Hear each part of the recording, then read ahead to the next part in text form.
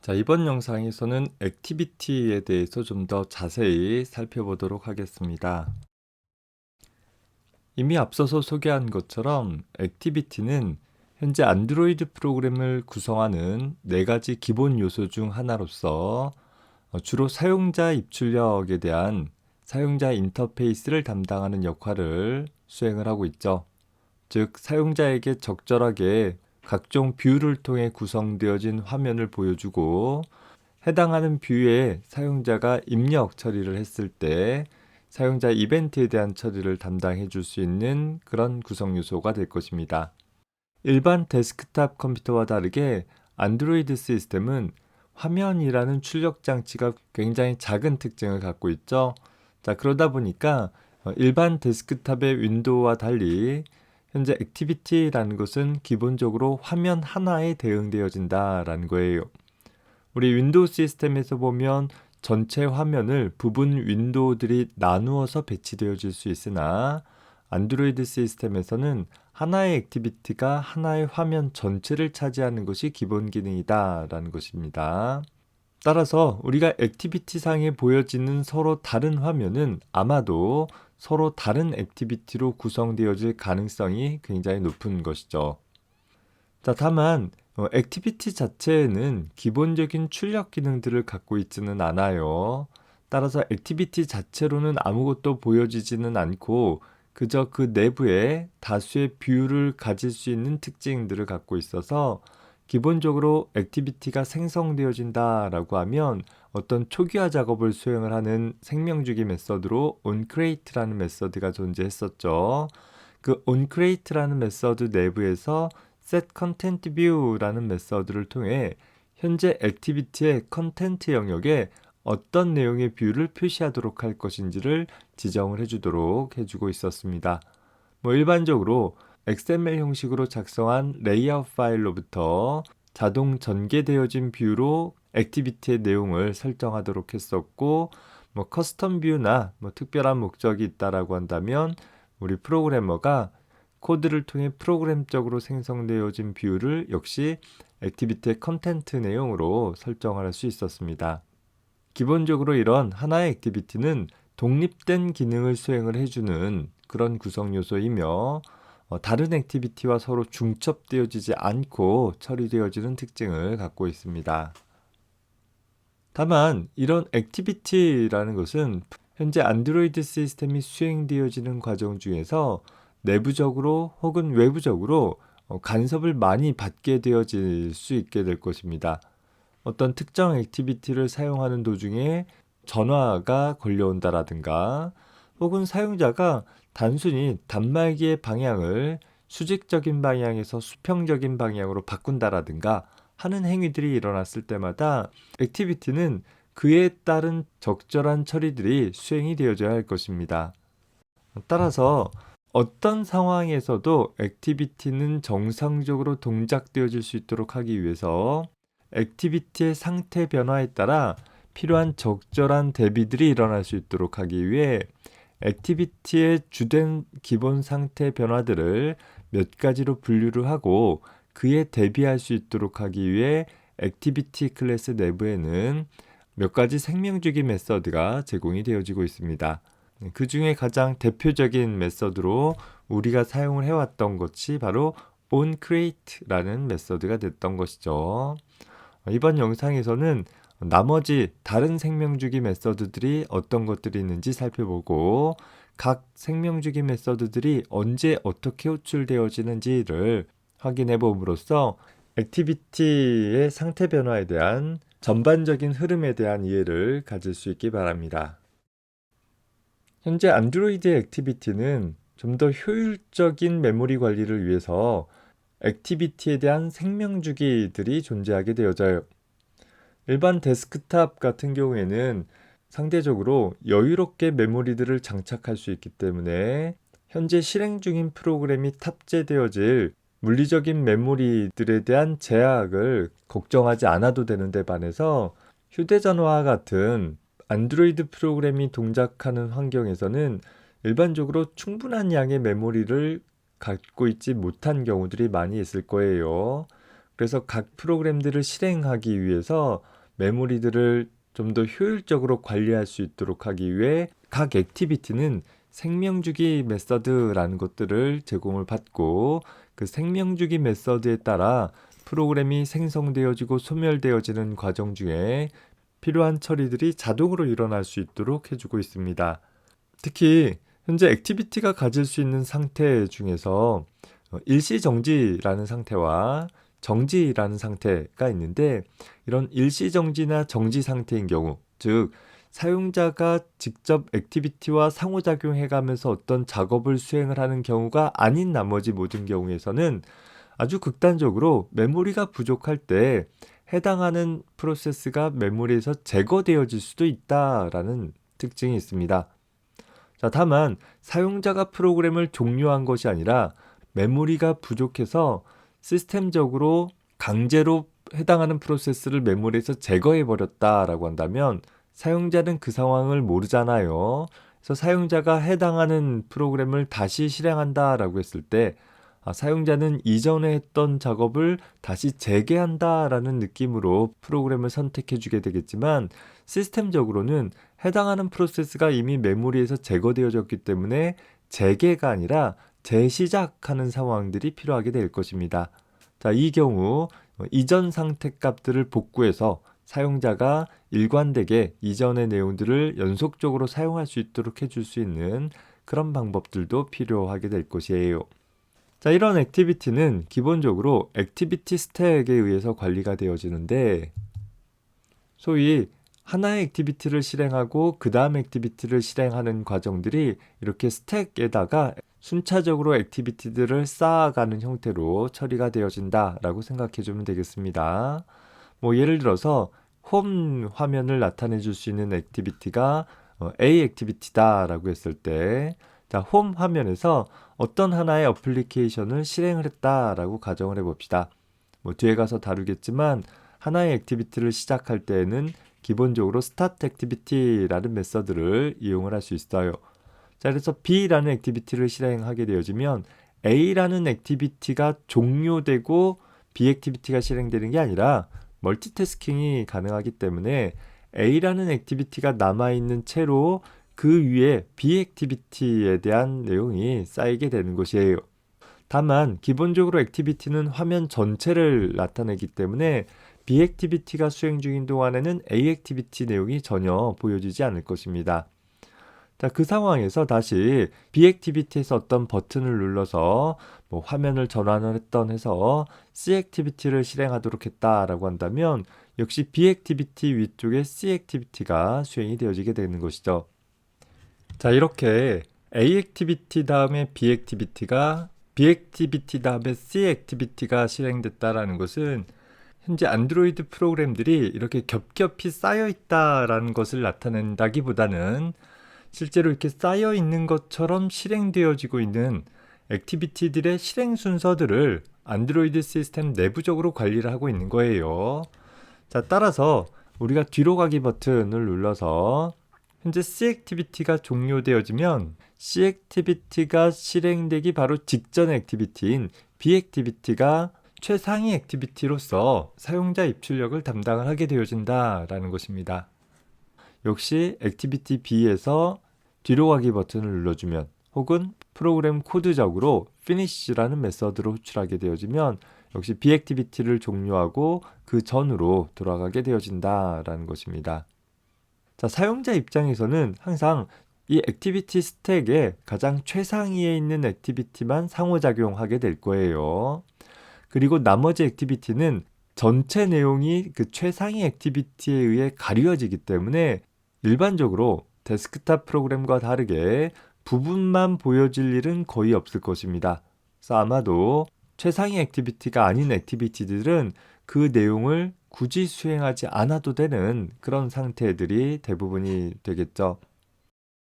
따라서 액티비티는 다음과 같이 세 가지 상태를 갖게 되어지는데, 기본적으로 실행 혹은 활성 상태라는 것이 액티비티 스택의 가장 최상단에 있는 액티비티가 갖는 상태가 되는 것입니다.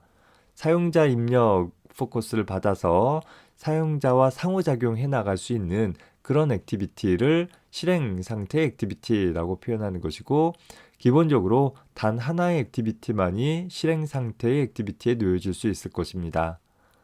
자, 반면에 액티비티가 가질 수 있는 두 번째 상태로 일시정지라는 상태가 있는데, 이 일시정지 상태는 다른 액티비티에 의해 현재 액티비티의 내용 일부가 다른 내용에 의해 가려져서, 즉 사용자 입력 포커스를 잃어버려서 더 이상 사용자 입력에 대한 처리를 수행할 수 없는 상태가 되었을 때가 바로 일시정지 상태이다 라고 생각을 하면 되겠습니다. 이 일시정지 상태에서 현재 액티비티의 모든 내용이 온전하게 프로그램의 다른 부분에 의해 가려지게 되어지면 그 액티비티는 정지 상태에 돌입하게 되어지고, 이 경우 일반적으로 액티비티는 수행을 중지하게 되어져서 다음에 재개되어지기를 기다리면서 메모리상의 정보는 유지되어지나 특별한 동작들은 하지 않는 그런 상태가 될 것입니다.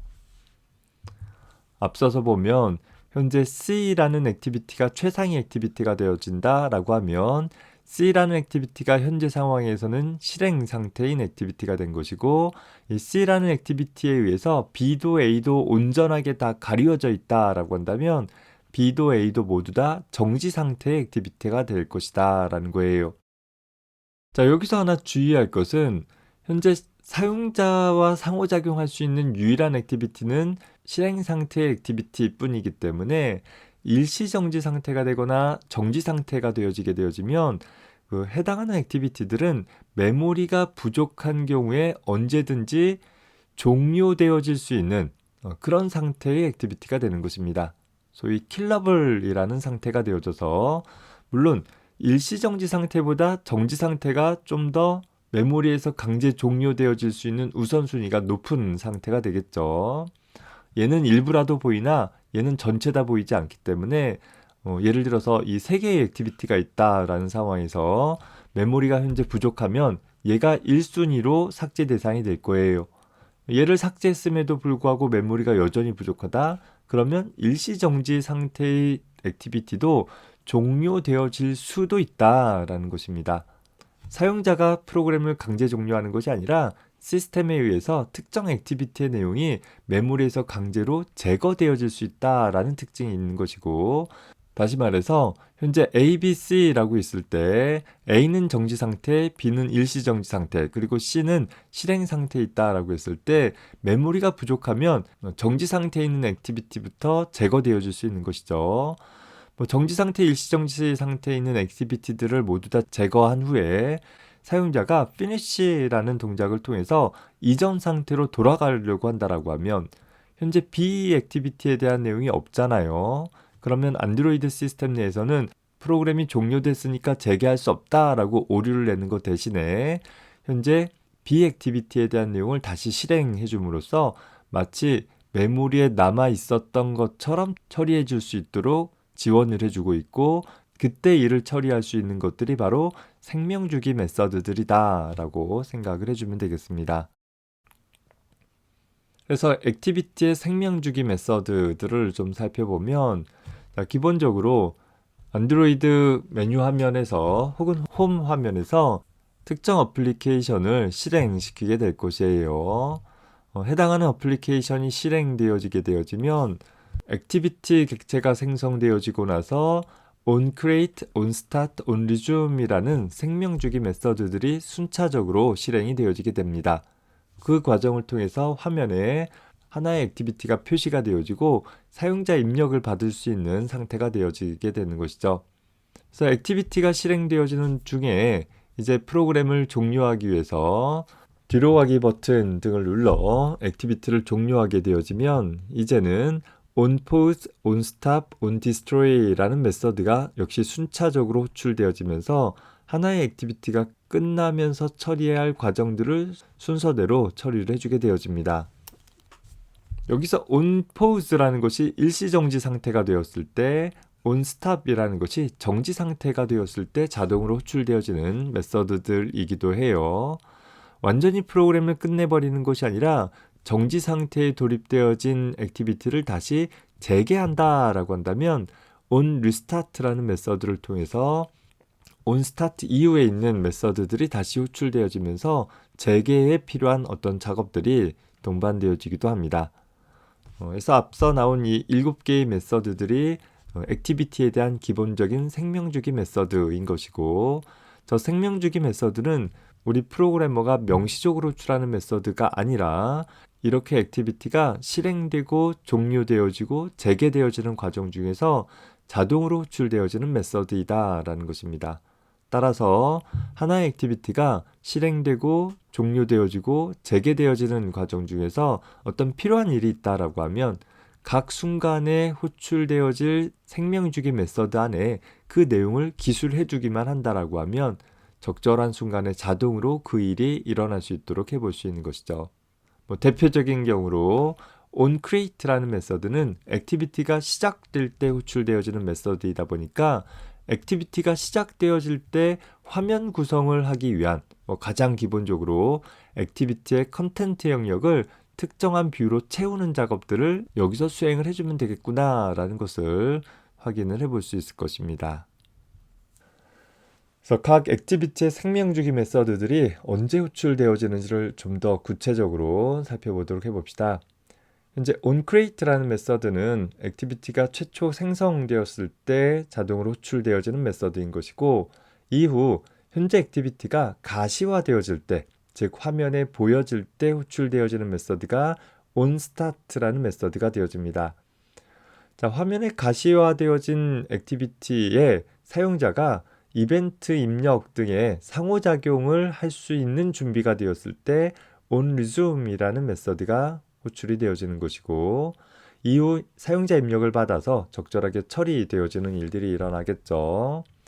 자, 그 상황에서 현재 액티비티의 일부 혹은 전부가 가려지면서 사용자 입력 포커스를 잃으면서 소위 이제 액티비티가 정지하는 단계로 돌입하게 되어질 때 호출되어지는 메서드가 onPause라는 메서드가 되어집니다. 소위 일시 중지 상태가 되어지는 것이죠. 자, 이 일시 중지 상태에서 다시 액티비티가 foreground가 되어져서 최상위 활성 액티비티가 되어진다라고 하면 onPause에 대응되어지는 onResume이라는 일시 중지 상태에서는 사용자 입력을 받을 수 없는 상태였다가 다시 사용자 입력을 받을 수 있는 상태가 되어지면서 onResume이라는 메서드가 호출이 되어지는 것입니다. 그렇지 않고 일시 중지 상태에서 액티비티 전체가 완전히 가려지면서 현재 정지 상태가 되어지게 되면 onStop이라는 메서드가 호출되어지게 되어집니다.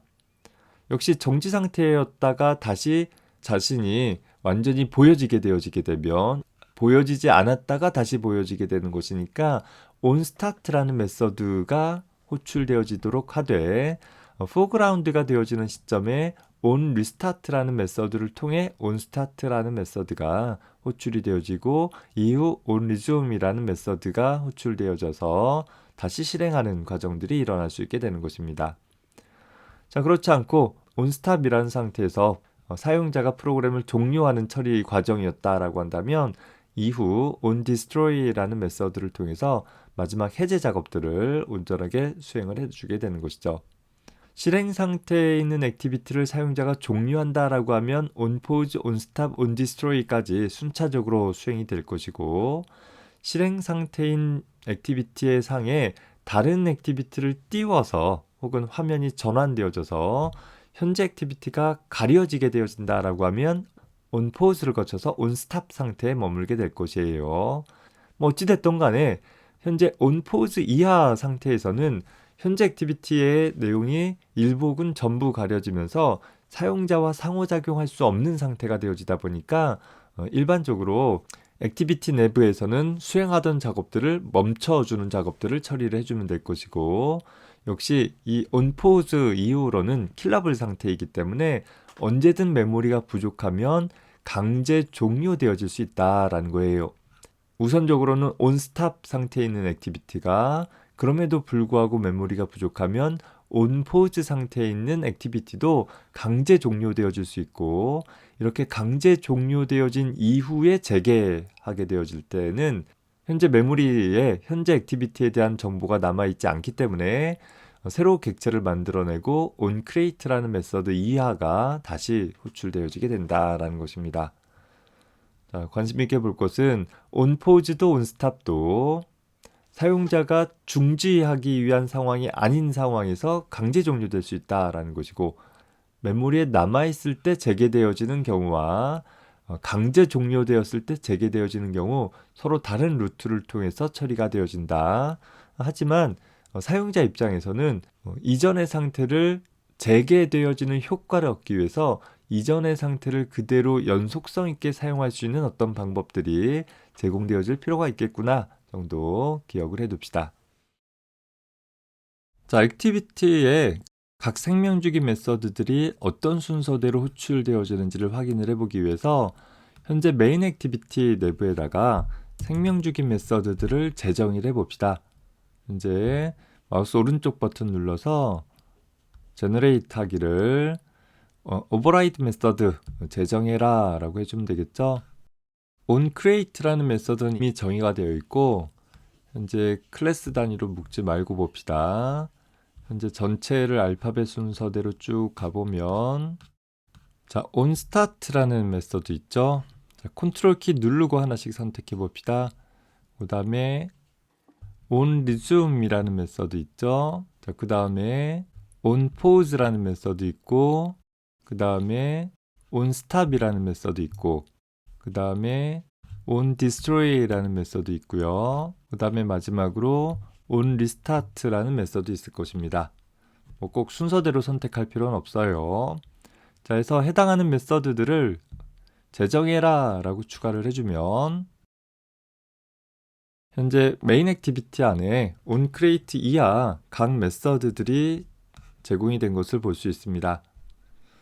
자, 해당하는 부분들을 로그캣 출력을 통해서 한번 나타내 보도록 해봅시다. 어떠한 로그 출력도 상관은 없어요. 벌버스 레벨에 로그캣을 출력을 하되 현재 여기가 어떤 함수이다 라는 것을 명시적으로 출력할 수 있도록 해볼 것이에요.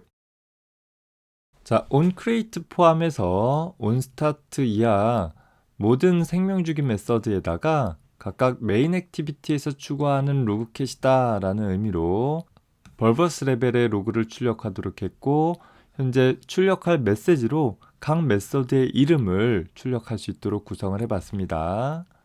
자, 그리고 나서 프로그램을 실행을 해볼게요.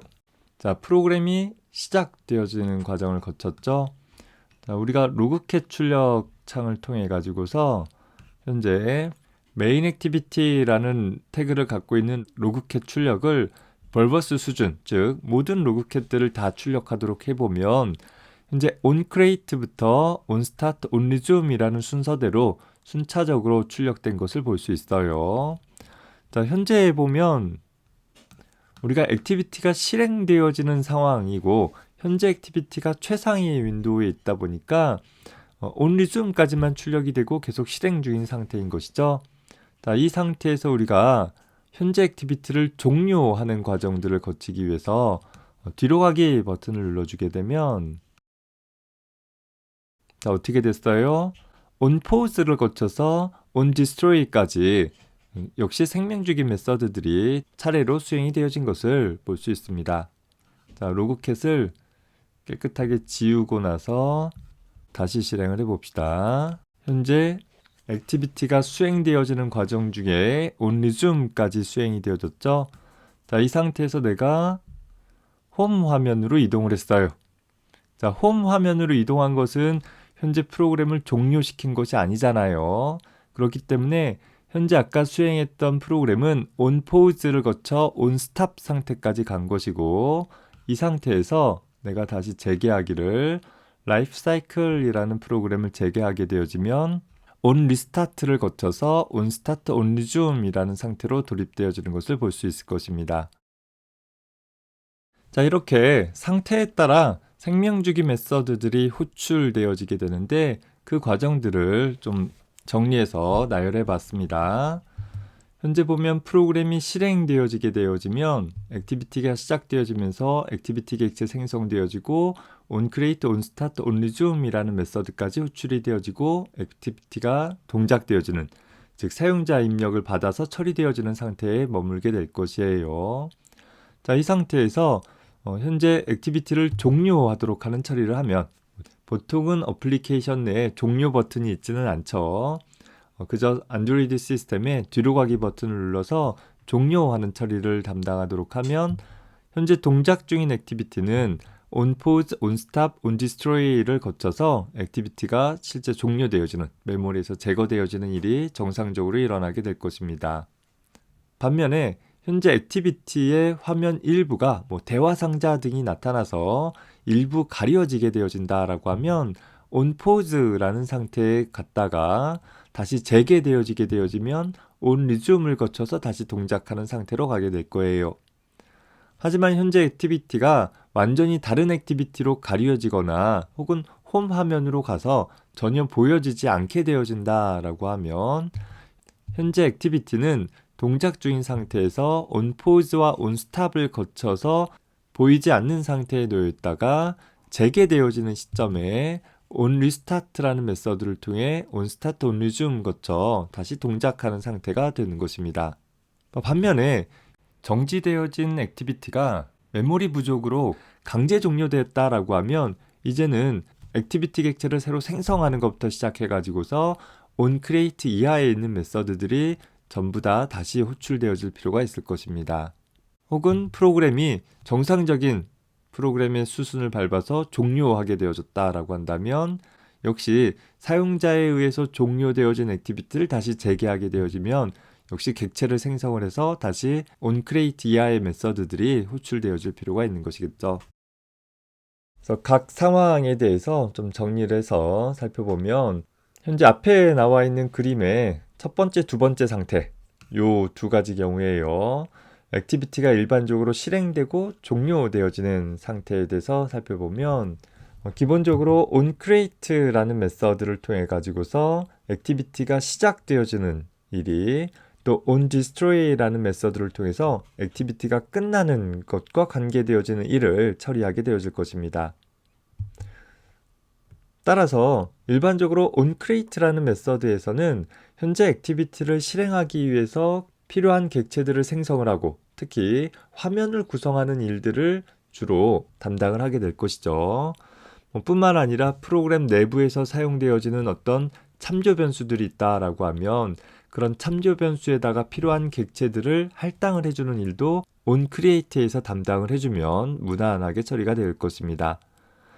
반면에 onDestroy라는 메서드에서는 현재 액티비티에서 사용한 객체에 대한 어떤 반환 처리 작업 같은 것들을 수행을 할 때 사용되어질 수 있기는 하는데 문제는 항상 프로그램이 종료되어질 때 onDestroy가 호출되어지는 것은 아니기 때문에 일반적으로 종료한다라고 하면 분명히 호출될 거예요. 그런데 메모리 부족 상황 등에 의해서 강제 종료되어진다라고 하면 호출이 되어지지 않을 수도 있다라는 점은 좀 염두에 둬야 될 것입니다. 그래서 보통 프로그램이 종료되어지면서 어떤 정보들을 저장한다든가 하는 그런 행위들은 onDestroy에서 하면 저장이 안 되어질 수도 있는 거예요. 그래서 보통은 그 앞 단계에서 그 처리들을 수행을 하게 될 것입니다. 자, 그 중간에 있는 onStart부터 onStop 사이에 있는 생명주기 함수들은 다소 반복적으로 일시정지나 중지라는 상황 이후에 재개되어지는 과정으로 다소 반복적으로 수행되어질 수도 있기 때문에 객체를 생성한다라든가 화면을 구성한다라든가 어떤 초기화 작업들을 수행하는 데에는 적절치 않은 그런 생명주기 메서드들이 될 것입니다. 자, 요 세 번째 경우인 일시정지 후 재개되어지는 상황에 대해서 한번 살펴봅시다. 자, 일시정지라는 것은 현재 실행 화면의 일부가 가려지기 시작하는 상태인 거죠.